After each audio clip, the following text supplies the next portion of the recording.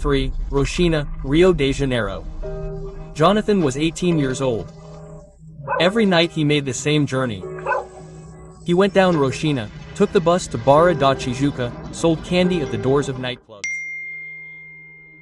People passed by, nobody saw him. Invisible, just another boy from the favela that the world ignored.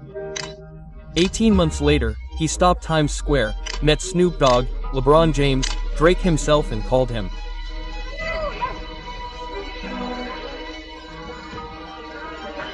He became friends with the world's biggest streamer. Even police officers asked for photos. Sponsored by the NFL and Adidas, from an invisible kid from Roshina to stopping traffic in Times Square. But there's a bizarre detail. Jonathan doesn't speak English, and yet he won me over knowing only Portuguese. How did a kid from Roshina do that? He discovered something no one else saw. And that's what you're going to see today. How the candy seller from the favela became the most famous Brazilian on the planet.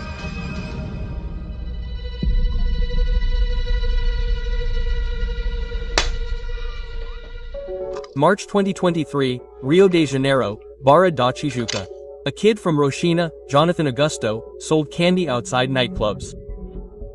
He was 18 years old for 5 months, night after night. In the early hours of the morning he was there. But it wasn't for the money. Jonathan wanted access. He went to Barra because artists from Main Street Records frequented the place. Oroshi's trap label had Cabelinho, Posto Rodo, all those names passed through there. He knew that working there was a great opportunity to network. Jonathan wanted to meet these people, to enter the world of streaming. He was a fan of Boca 09. He knew that being there could open doors, but nobody saw him. He was invisible, but he would discover that invisibility had a price. The reality was harsh. There were nights when, in the rain, he didn't have money for the bus, he was kicked out. According to him, it was a double shame.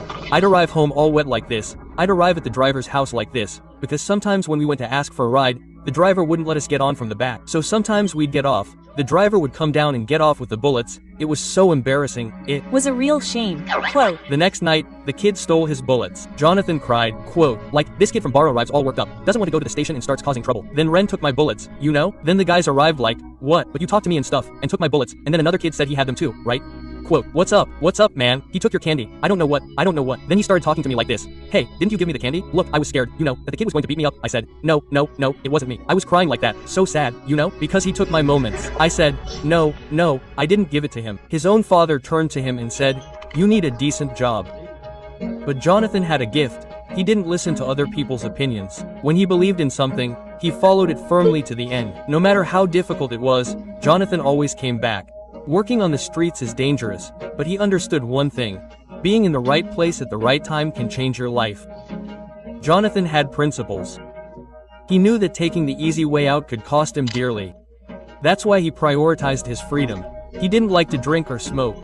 He just wanted to show his talent. So, day after day, night after night, there he was. He didn't give up. Until everything changed. Our way of working has never been so efficient. Amanda.com made it possible for our team to have a centralized workspace. July 7, 2023. While Jonathan was going down the favela by bus, he received a message from a friend. Boca is coming up the favela. He couldn't believe it. Boca from 09, his idol, there in Roshina. I was a fanatic for Boca. Like, I'd watch his videos on the internet and think, damn, this guy makes my day happy. 5 months selling candy for this moment. The opportunity had arrived. He got off the bus very quickly, climbed the hill, exhausted. Shortcut by shortcut. He didn't have any money in his pocket to go up by motorcycle. He went up shortcut here, shortcut here, shortcut here. I saw his cries. I saw him pull up a stick on the table. I went home. I splashed some water on my body, a quick wash, and went back to the viewpoint. Then the guys put a speaker there. You know, they called Boca over because Boca's into dancing. I just threw myself down there, without any fuss, and started dancing with the guys because, like, I was with the guy the first admired most, Boca, you know? I started dancing with them without any fuss. While my friends on the other side of the sidewalk were messing around, drinking their soda, laughing in my face, and I didn't care. I was with the guys. I wanted to live in that moment. It was one of those days. Look, Acerola and Tota start dancing. Look, he's coming from behind. Look, there he is. La. That was this video.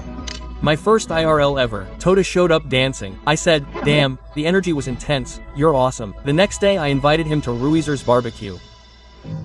He took the opportunity. John and Boca liked him right away and invited him to a barbecue the next day at Reuter's house. July 8th was the day of the barbecue. He was invited and personally picked up by Reuter himself.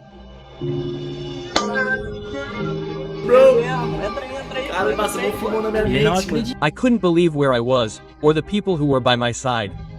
5 months selling candy had been worth it. The door had opened, but Henri, Bro, I didn't have a penny in my pocket, guys. Rapaziada. Puto, Not a penny in my pocket, bro. No bolso, bro. Isso That's it. Henri, I'm broke. I know have money, bro. No, zero money, bro. Zero cash. Me, Henri. It's so crazy, that. My phone. Look at my phone. Because every days, every time I speak in my mother. My mother, you pay Apple for me because I need video. Because me and videos in TikTok, Instagram, because my phone is so bad. I speak to my mother look me and me. My mother, yo, yeah, I pay you phone, I pay you Apple. Because my mother, oh, okay, you home and you drink. My mother pay my Apple.